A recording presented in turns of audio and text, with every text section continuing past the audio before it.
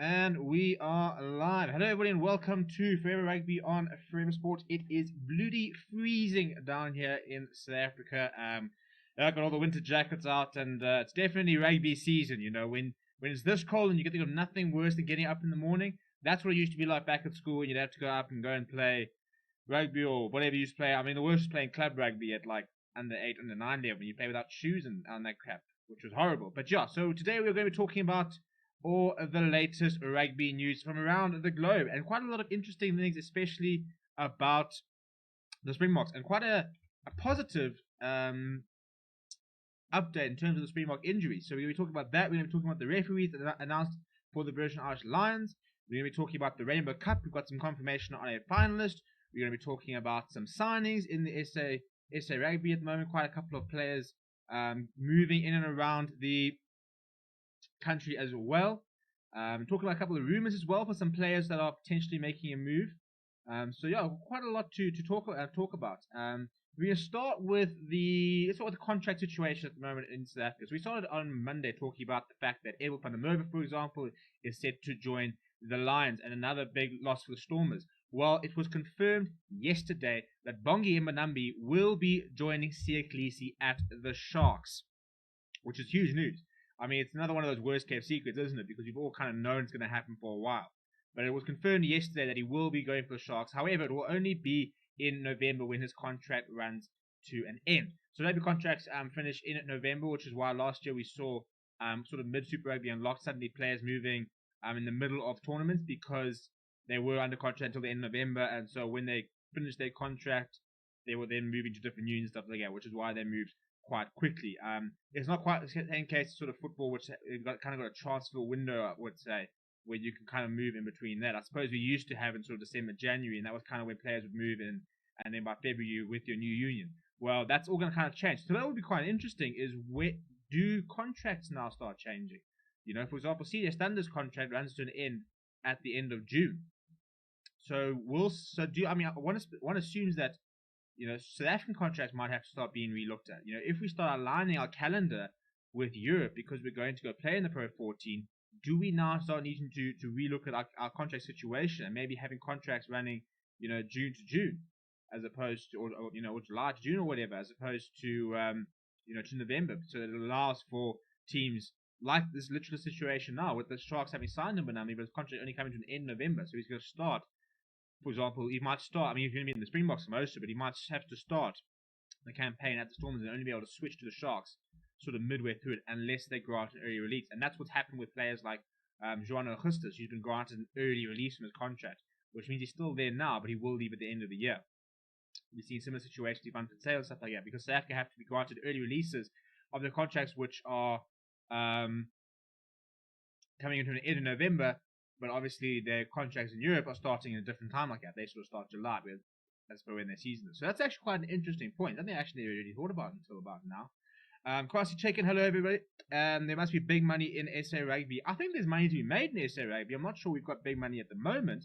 And I think it's frustrating because I think that on the back of the World Cup, we were so poised to be commercially so strong. You know, we were so attractive commercially because when you think about it, you know, we had the rand, which was dipping, especially sort of beginning of last year, and yet we had some really good marketability. We were the world champions. You had the Siya Kolisi success story. You had so many stories, and like I was on the Pimpy story, there were so many stories and stuff like that to tell. That I think that we were commercially very attractive.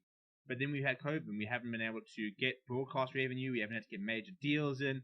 You know, NTN signed up with the spot with Springboks for another couple of years, which is a big positive. But I think that we kind of, not do our own fault alone, but kind of missed the boat on really being able to capitalize on that World Cup victory in terms of commercially making it very, very, valuable. So yeah, but I think that's sort of the plan with going to the North, is to try and find ways to make us commercially stronger, so that we can try and start retaining coaches, players, administrators, medical staff. You know, it's not just the player brain drain that we lose. We lost Rassie Erasmus. We lost Jacques Nienaber. We lost, Johan van Kraan. We've lost Johan Ackerman. It's not just your Cheslin Colbys and your Andre Pollards playing in Europe. It's so much more than just your 15 players on a field. You know, there's all the backroom staff and stuff like that. You know, we need to try and make sure that those people are going. I mean, even to the communications people, you know, you see like the really cool stuff that is happening in leagues over there, and people, you know, with those sort of, and those skills in terms of the sort of social media presence and broadcasting stuff like that. Those are also skills you want to keep in this country. So it's all one big sort of circle, isn't it? And I suppose, you know, it's not just the players you want to try and keep it. You want to keep all these people because they could all make South African rugby a lot better. But Josh, so that's something interesting that Bongi Manambi is going to the Sharks. Something that could be going the other way around is Curwin Bosch. More rumors have started circulating that fly-half Lionel Cornier has returned to the Sharks on loan, apparently on loan. He's training in Durban, and they've just recruited a Zimbabwean-born player, Cortina Tenda Mafasira, who's also a fly-half, and they're saying that with all these fly-halves coming into the Sharks, you know, you still got Monty Lee Box, Buta Chamberlain, for example. Could Curwin Bosch be on the move? And he's been rumored that he could be on the move to the Stormers, which we've seen these rumors before. He's long been linked with the move to the Stormers. He's from the Eastern Cape, you know, went to Grey High. So it'd be quite interesting with all these fly halves going to the Sharks. You know, does Curwin Bosch back himself? Is he going to sit there saying, you can bring in 10 fly halves, I don't care, I'm the number one choice, you will not move me? Or does he maybe go and say, well, listen, the Stormers could really use a fly half. You know, maybe they can even pay a bit more money. Maybe I make the move back towards the Cape sort of areas. You know, obviously he's not going to go to EP Elephants because nobody's going to the EP Elephants. In fact, it actually looks like Ini Radebe. Speaking of fly halves, it looks like Ini Radebe is currently playing club rugby in Natal. So is he somebody else that's potentially on the Sharks' radar, for example? I thought Monty Lee was very good last weekend, and I think that Curwin Bosch might be sitting there thinking, you know, because I think he was very good in Super Rugby Lot and Currie Cup. He's been come under quite a lot of fire recently. And he might be sitting there saying, well, maybe I need a new start, maybe I need something else, you know. So maybe it would be an attractive move for him.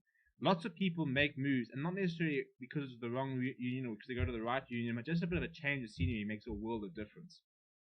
Speaking of Noches, for example, is a good one because, you know, you had injury issues and stuff like that, and sometimes you just need that restart, that reset. We've seen it with a lot of Bulls players as well.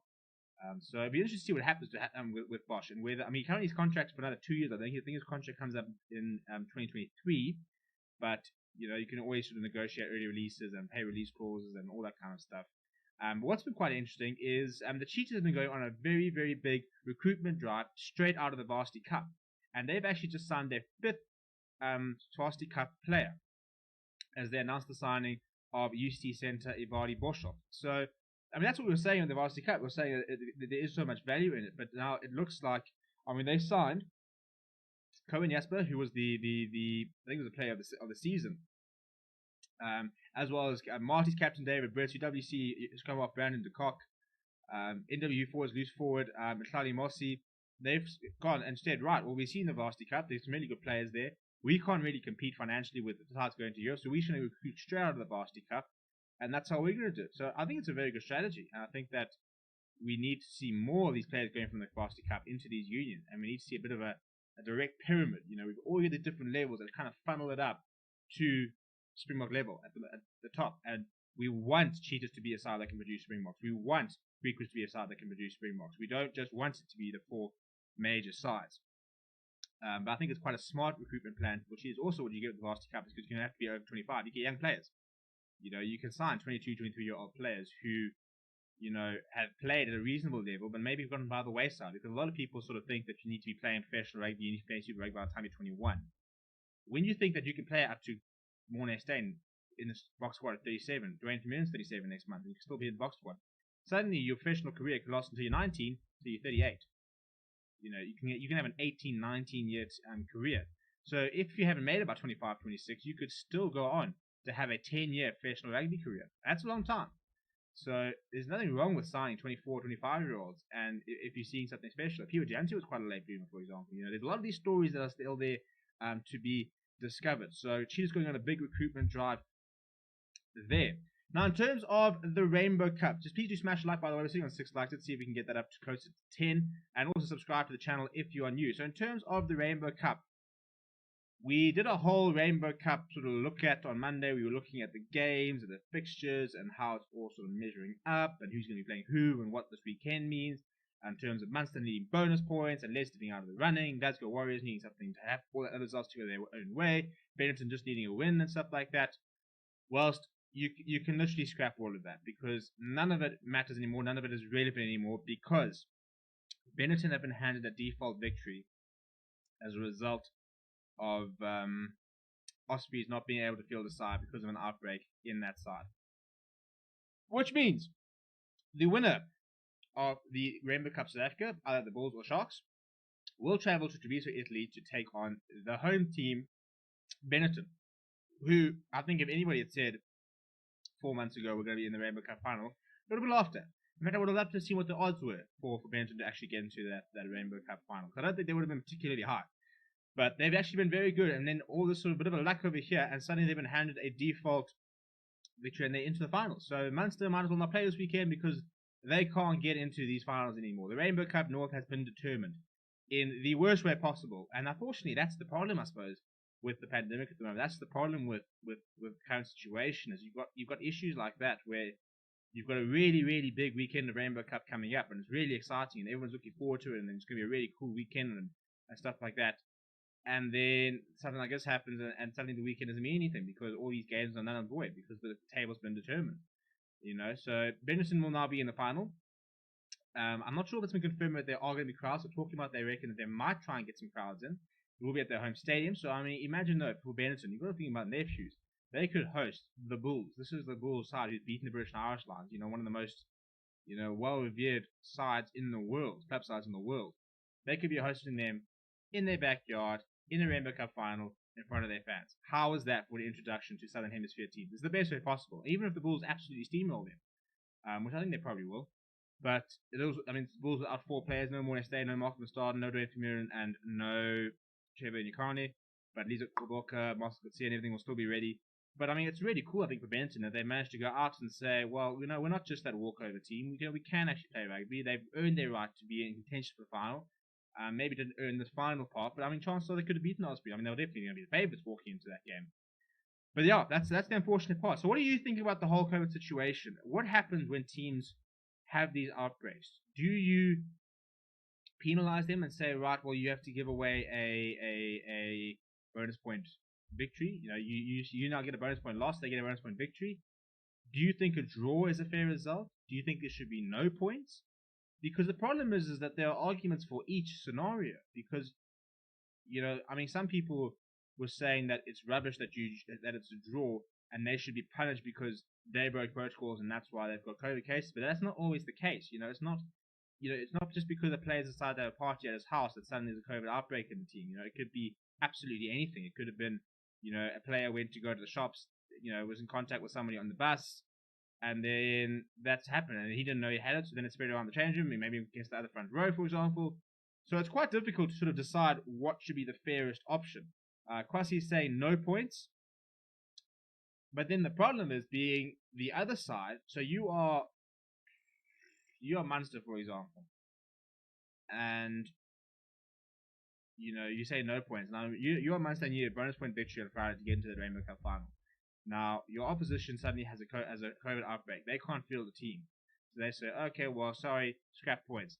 There goes your shot to being in the final, despite having no COVID case, despite being able to field the team, despite doing nothing wrong. You don't know if they did anything wrong or not. So that's why it's quite tricky. I don't think there is a right or wrong answer, to be honest. I don't think there's a fair system because we're looking at something which is so extraordinary and not... The problem is it's not a fair system because it's not fair. Not every single team will have to postpone games. So... what I thought was quite a good idea in the Super Rugby Unlocked and Currie Cup was that they had reserve days in them. And I always think that you should look at reserve days. And we saw it in the Kriel Cup, for example, finally having reserve days. When you do cup competitions, especially during these times, I understand why, because the schedule was so rushed, but I think they probably could have brought the schedule forward. I think it was put together very haphazardly. But why not schedule a reserve day for like the weekend before the final, for example? If we had said, right, we're going to play this weekend and the next weekend is a reserve weekend. So if there are any games that we had to abandon during the course of the competition, which we've seen before, we can then play those make-up games there. I think there had to be provisos in this place. I think it was the fact that we managed to actually get all these games in is quite better. Yeah, sorry, Brutal, I've just turned it up, so I'm hoping it's better. I don't know if that's a solution. If now moving forward, I mean, hopefully by the time we get to the end of the year, we are. It's a little bit more under control. It's more sort of vaccinated and stuff like that, so we'd have to worry about it less. But I think surely if COVID, for example, is still playing a role, when we look at the Pro 16, when we look at the European Champions Cup, should there be reserve weekends in place to be able to catch these games up? Because it's such a horrible situation. Toronto Fair saying, I just feel the team should not be punished for COVID cases in their team. It should be a draw because I just think it leaves a bad taste for the league. Well, I think and that's the problem, because as I said, it could just be a luck of the draw. You've had a COVID outbreak on your side, and now you're defaulting a loss. Even though you might have done anything wrong. It's so difficult. I said I think the only way you can get around it is if you can schedule in reserve days or reserve weekends to try and catch these matches up. Because there's no fair way of allocating points in the situation. Hopefully, this is a scenario in like a year's time that won't even exist, because we've kind of got things on top of things. That's the ideal situation. So hopefully we don't actually have to plan for this for much longer. But that is the unfortunate reality. And I don't know what we're going to do in the British and Irish Lions if suddenly there's a bit of a COVID outbreak in there. I know that all the Springboks are going to get vaccinated. All the Lions players are supposed to be getting vaccinated. I don't know. I haven't heard of anybody in either squad who's refusing the vaccine, unlike Conor Slade. He doesn't need to worry, though, because he's actually not coming on the plane. So, not an issue there. Sean O'Farrell saying, yes, I would say backup games in case of COVID in weekends. Yeah, I think that's my only sort of suggestion. But right, before we go into the Springbok injury update, and a very positive update for Springbok fans, so Springbok fans, start your smiling now, but I'll get to it in a moment, is the referees have been announced for the British and Irish Lions series, both for the franchise games, the SA game, as well as the 3 tests. So for the franchise games, it's going to be a team of AJ Jacobs, Wayne Barnes, Jaco Paper, Stuart Berry, and Marius van der Westhuizen. Stuart Berry and Marius van der Westhuizen will be operating the TMO mostly. The referees are going to be as follows. The Lions versus the Lions is AJ Jacobs. The Lions versus the Sharks is Jaco Paper. Bulls versus the Lions is Wayne Barnes. SAA versus Irish Lions is Jaco Paper. Stormers versus Lions is Wayne Barnes. So those are the 3 main sort of referees there. Marius van der Westhuizen, I said, is involved. AJ Jacobs, Stuart Berry. They're all sort of switching between TMO, second assistant, stuff like that. So I don't think I'm quite happy with those referees. I think Wayne Barnes is a class referee. I think Jaco Paper is probably the best we got in South Africa. Not sure. AJ Jacobs has his days, unfortunately. But generally, I'm not too bad. And then the 3 officials for the actual test matches are going to be the same officials for all 3 test matches, or 4 officials for all test matches, and they're each going to have a turn holding the whistle. So it's Nick Berry, Ben O'Keefe, Mathieu Renal, and Brendan Pickerel. So Nick Berry will referee the first game, Ben O'Keefe the second test, and Mathieu Renal the final test. And Brendan Pickerel will be the TMO for all 3 tests. So those will be the officials for the British and Irish Lions. I must admit, I haven't watched a lot of Mathieu Renal, not as much as I've seen of Ben O'Keefe and Nick Berry, but I don't think I'm pretty happy with those referees. I hate to be that person, and I really try my hardest not to sit there and say, I hate this referee. This referee's got an agenda. Oh, we never do well under that referee. I just think it's such a cop-out, isn't it? To think that every single game has to happen because of the referee. There'll always be bad decisions. There'll be good decisions. There'll be bad decisions. They're never going to get everything right. That's the unfortunate part of the job. Just like a player's not going to catch every ball. It's not going to make every single tackle. Look, I'm not saying that every single referee performance can be like Bryce Lawrence and you need away with it. But we need to move away from being a culture of referee blaming. It's so pointless because, they'll get some calls wrong for you. They'll get some calls wrong for them. Maybe on the day you get more of the right calls or you get more leeway. Maybe you don't. It's kind of the way the cookie crumbles. But I do struggle to believe that a lot of these referees go into the game thinking I'm going to be really tough on this team or that team, And I just think it's such a cop-out to try and load everything on the referees. But so yeah, let me know what you think of those referees. I'm pretty happy with that lineup. I don't see anything there that's jumping out at me. So if you guys have any referees you don't like or anything like that, let me know. Also, please do smash a like on the channel. After 10 likes, thank you very much. Please subscribe if you are new. We've also today launched memberships. So I wish to talk a little bit about memberships because memberships. So basically, the whole point of membership is a small monthly fee that you can be part of, and you can become a part of the channel, which means you get a little loyalty badge next to your name. So like you see everybody's names in the comments there, you'll get a little Forever Sports badge, which shows you support the channel. You get access to emojis and stuff like that. I don't know if I can show. Yeah, I can show. So we can chuck some Siya Khaleesi's in there, for example, or a red card if you say something that I don't like. So yeah, if you want to get access to that and you get a little bit of a loyalty badge, you also will get early access to videos and stuff like that. So like press conferences, like the Jacques Dienenbach press conference, we'll release to members first and then to everybody else. So if you can, yeah, please become a member. You can get a cool, as I said, you can get an emoji or a little badge and stuff like that. But what I do want to make sure people understand very clearly is that nothing else is going to change the channel. You will still get all the watch alongs. We will still have all the reviews, previews, and stuff like that. None of that content is going to change. It's just a case of if you can afford to support the channel, so we can do things like get onto the road and go places and stuff like that. It goes a long way of buying all the equipment and stuff like that. But yeah, can I say, how many times do you go live a week? So at this stage, this is the second live show we've done, live news show. I want to try and do at least 3 or 4 news live shows. So hopefully, at this stage, we're going to do Monday, Wednesday, Friday. It wasn't part of the official schedule, but we will be going live on Friday for another news show. And then what we do is we go live usually 2 or 3 times over the weekend for live watch-alongs. But that's going to change a lot because we're going to have a lot of midweek games. So, we could be going live almost every day in some weeks during June. But we basically go live now with this probably about 5 to 6 times a week. We'll do live shows and stuff like that. But we put up content every day. I try to make sure we've got 1 or 2 videos up every single day. I really try and make sure there's not a day that goes past that doesn't have a video. But yeah, now in terms of the Springbok injuries, which is what everybody's here for, I'd imagine. So we were in a press conference today with Jacques Dienenbach and Jesse Kriel. The segment with Jacques is currently on the channel that went live a couple of hours ago. But we will have the Jesse Kriel interview out tomorrow because it was embargoed, so we can't release it until then. But very cool, actually. Jesse Kriel talks about the fact that his grandfather his great-grandfather was a British and Irish Lion, which I didn't know. And was talking about how it's so close to his family and all the stories and stuff like that. So it's a really, really cool interview. So make sure that you check that out tomorrow. Means a lot to him and his family.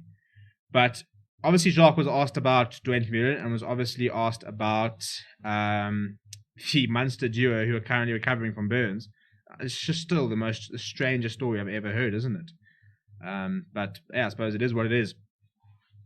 But we'll start with Duane Vermeulen. So Duane Vermeulen underwent the knife. He had surgery on his ankle today, in fact. And the recovery period is set to be anything between 5 and 16 weeks.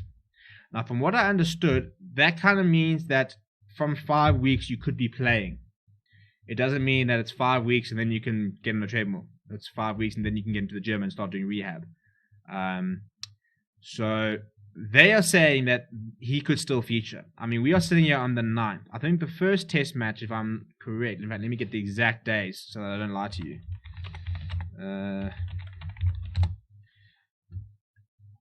The first test, because the first game for the British and Irish Lions when they come down is on Saturday the 3rd of July.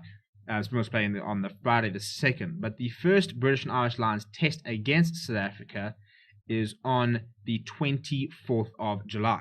So we're sitting on the 9th, 61, 2, 3, 4, 5, 6. So it's basically just over 6 weeks until that first test. So I don't see how Duane Vermeulen manages to make this test, personally. Maybe he can make the 31st and the 7th test. I don't know. But what they did say is that Jesse Kriel had the same injury. In fact, actually had the same procedure. And he recovered very quickly. So he apparently, told Jacques and told Duane, listen, I had that procedure. It can go well. It can recover quickly. It's still a chance. He could still potentially make it. So they are saying that they will not be replacing him. That's quite important. They will not be calling up a replacement for Duane Vermeulen in the squad at the moment. But they are planning on life without him. So it doesn't sound like right now Master Garcia is going to be added to the squad. I don't know if it's a case of they think that Duane might be able to make, for example, the last 2 tests or even the last test, and that in itself is worth trying to keep him in the fold, which I don't see how they can, because if he's not ready after the SAA game, how can you keep him part of that final 35, 36-man squad? It becomes very, very tricky to try and justify that.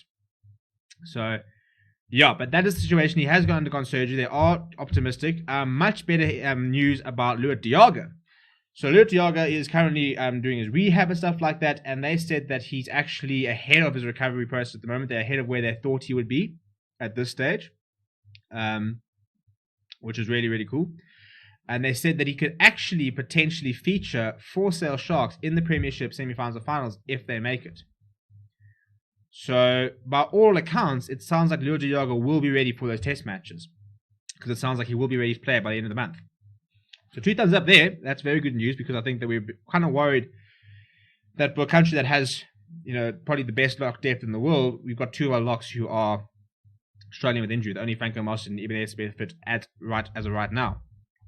In terms of Archie Snyman and his Munster teammate Damien Delendi, who are both currently recovering from superficial burn wounds, first of all, Jacques Nienaber is not upset or angry about the situation. He says what actually happens makes perfect sense. He said he lived in Ireland, and basically what he was saying is that, if you want to sit outside with a bonfire, or you want to have a braai or something like that, as South Africans do, there were 3 South Africans involved, so that probably makes quite a lot of sense. He was just saying that the wood's usually very wet and stuff like that, so you got to put a bit of petrol over it so you can get the fire started. And apparently that, petrol can or whatever caught alight, and some of the petrol leaked onto their legs, and so it sounds like the burns are on their legs. Whereas he just done a Mike Haley, I think was burns to their hands. But they said that at this stage it's looking like they should be alright to play in the Lions series. They said obviously it depends on the way they recover, but they're seeing specialists on Friday. If the specialist clears them medically, they can travel. Then they will travel as soon as they can. Obviously, they need to try and work around, they're traveling with their families. We've got small kids and stuff like that. So when the best time for them to be able to travel and bring everybody down to South Africa. So they'll travel as soon as possible if they do get medically cleared. In terms of their burns, though, they said that in terms of the time frame, it should be enough time for it to heal, providing that there's no infection or anything like that. As long as it's sort of just a standard, sort of it heals and stuff like that, they should be fine. It's only if there's an infection or something like that there's need to worry. However, Archie is obviously also struggling with a knee injury, and that they're not sure of. They said at this stage they think that out of Dwayne, Luat, Archie, and Damien, it'll just be Dwayne Vermeulen who's the least likely to feature. But the other 3 are looking promising, much more promising to actually play in that series. So that's very good news, really, because I thought that we were going to be without Luat, Archie, and Dwayne. And now suddenly Damien Delendi was being sort of, was he going to be able to make it? Because suddenly his eligibility was being questioned. Boutle Lopez said, are these first, second, or third degree burns? I've actually got no idea. I'll be the South says superficial burns, so it doesn't look too bad. Yeah, I mean, as I said, it's not anything too serious. They said that they phoned them already. I think they went to hospital, but then they sort of realized it actually wasn't that bad. So by all accounts, it does sound like very good news. It sounds like the burns won't be an issue. It might keep them out of training for a week or 2, but they should feature. It's more about, Archie's knee injury and stuff like that. But as I said, from a Springbok update point of view, I think it's looking a lot better than what we thought we were looking at this weekend when we had named this entire squad, and suddenly, Monday, Tuesday, we're sitting there thinking, well, 4 of them might not be available all of a sudden, off the bat. That's the last thing we need. And British and Irish Lions have their own injury issues. Obviously, Carl Sinclair's already been called up to replace Andrew Porter. You've got Sam Simmons. You've got Dan Bigger, who are now currently injury concerns. Also, doesn't sound like it's anything too hectic over there. Hopefully, at the end of the day, you don't want injuries. You want to see the best 15 playing against the best 15. So I'm never going to be that fan that sits there going, oh, it's such a good thing that, I don't know, Hamish Watson is injured so he doesn't play. We want to be able to say that when you play the team, when you win the game, you beat the best side that they could put out. And equally, as I'm sure most Lions fans, they will want to see Dwayne Vermeulen playing. They want to see these players playing. We want to see the best spectacle that rugby can give us, and that is to have all these players fit and firing and playing really, really good rugby. In terms of a look ahead to this weekend, oh, by the way, we did an alternative Springbok 23 today. It came on. Basically what we did is we looked at all the players that were omitted from the Springbok squad and what is the best 23 that we could put together. And I'll tell you what, the depth that South Africa has is unbelievable, because this is a solid 23. And even with that 23, there were still sort of, a couple of points that people are making that they could have included this person and not that person and these kind of things like that. So it does show you the ridiculous amount of depth that this country has, because there were players like Akker van der Merwe, Marcel Coetzee, Johan Goosen, and Jan Serfontein, Cohen Bosch. I think I actually had Jan Goosen on the bench. Dylan Leitz, Ruan Nokia, all these sort of players who would be in a potentially on turn of 23 from players who are actually part of the squad. So if you want to go and see just how cool the depth is in South Africa, go check that video out as well. But in terms of looking ahead, so this weekend we've got 2 Rainbow Cup encounters. We've got the Sharks versus the Bulls, and we have got the Lions versus the Stormers. Now, it's a bit complicated on my side, and I can't tell you right now what we will be doing this weekend, because both games are on Saturday, and I am at a bachelor's party. So I am not available this weekend, unfortunately. I will not be in any condition to be going live, to be watching, to be commentating, to be doing anything to do with putting myself in the public eye. So unfortunately, I'm not available this weekend. We are trying to see if we can get Lacanio back this weekend to try and do, at the very least, reviews of the 2 games as they finish. So we'll communicate what's going to happen this weekend in the next couple of days in terms of if we can get live watch-alongs, or if we'll just have reviews and stuff like that. So we'll let you know what's happening as soon as we know. So yeah, that's the plan. But we've obviously got from next weekend, we've got Currie Cup starting. So from next weekend, we will be live. I think next weekend, we're live on Friday night, Saturday for 3 games in a row. I think it was like a 1 o'clock, 4 o'clock, and like a 7 o'clock game. We're going 3 games in a row. So from next weekend, it is going to be unbelievable, the amount of rugby that is going to be hitting your screens. We've got, as I said, we've got Currie Cup, we've got the British and Irish Lions series coming. We've got SA Under 20 series. They're playing against Georgia. We're going to be looking at that as well. There's also a lot of cricket. For all the cricket fans, we also do cover cricket. Not as much at the moment because there's not enough cricket. But for example, South Africa's playing West Indies tomorrow, so we'll have some stuff on about that as well. But that's kind of how we're looking in terms of the games that's happening, in terms of our coverage. We will be launching our British and Irish Lions coverage on the 28th of June. No, not 28th of June. I'm being stupid. What is it next weekend? The 20... I'm in July now. Where am I missing? Where are my dates? 21st of... Is it 21st? Yeah. The 21st of June, we will be launching our British and Irish Lions coverage. Which, well, I suppose you'll see when you see. We've got so many things planned for what we're going to be bringing you throughout that. It's about an 8-week period, I think, almost. It's more than 6 weeks.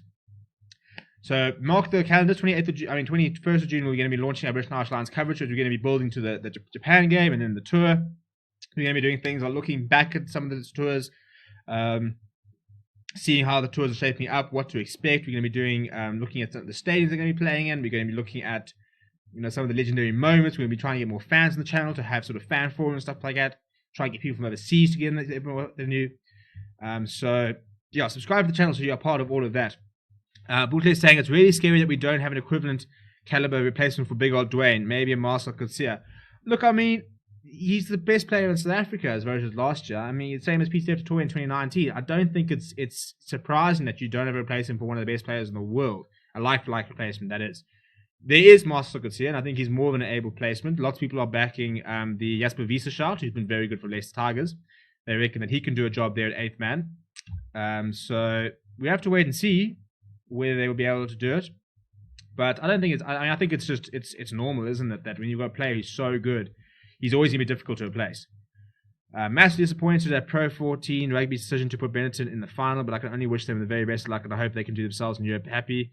How's it kind of cool? Yeah, look, we spoke about it earlier, and we'll just say it's such a tricky situation in terms of where do you give the points, what do you do, because there's just no fair way. I would have liked for the Rainbow Cup to have started a week earlier, and to have had this weekend coming as a reserve weekend where you could have played catch-up games, if this was the case. For example, if this was a week ago and Ospreys had this sort of issue, you can say, right, we'll go into your, quarantine play and stuff like that, and we've got a game 12 days later. So you can get sorted, get players together, get some juice and stuff like that, be able to put together a 15 that can play on the day, and we can actually play the match. But in terms of not playing the match, I don't know how you can fairly allocate points. A bonus point victory compared to a draw, compared to no points, they all have their own merits and issues. It's just these COVID times. It just makes sports administration and sports organizing just an absolute disaster. But yeah, that's pretty much what we've got for tonight. It's a bit of a short show because, as I said, it's Wednesday, so not much has happened. We haven't really had any team announcements. or anything like that. We will be having, I think the Bulls tomorrow should be having a press conference. They should be having an announcement. We'll obviously have all the teams announced and stuff like that. So we will be live again on Friday. Why not? Why isn't Kobus Randolph not ahead of Ursula Yankees at Scrummy? Well, look, he could be. He could be. We don't quite know yet. It'll be interesting to see in the Georgia series, because I think Ursula Yankees has been struggling a little bit and Kobus Randolph's been playing very well. So I don't know. I don't think we actually know exactly who our second choice is. It'll be interesting to see. But yeah, so we will be live again on Friday at 8:30. Once again, same time, same place. So if you're not going out and you're not having drinks and stuff like that, or if you are having pre-drinks or whatever, I might even have a drink on Friday night as well. Maybe sort of prepare the liver a little bit for a big party on Saturday. We will be live. We'll have all the team announcements and stuff like that. So we'll have a lot more stuff to talk about on Friday. So make sure you smash like on the video. Please do consider becoming a member of the channel. It's down at the bottom there. All you have to do is press join. It's not a lot of money, and it really means the world to us if you can do it as well. If you can't, just please continue coming back and being part of the channel. My name is Steven. Thank you very much for watching, and I'll see you guys all on Friday. Have a fantastic week, and I'll chat to you guys very, very soon.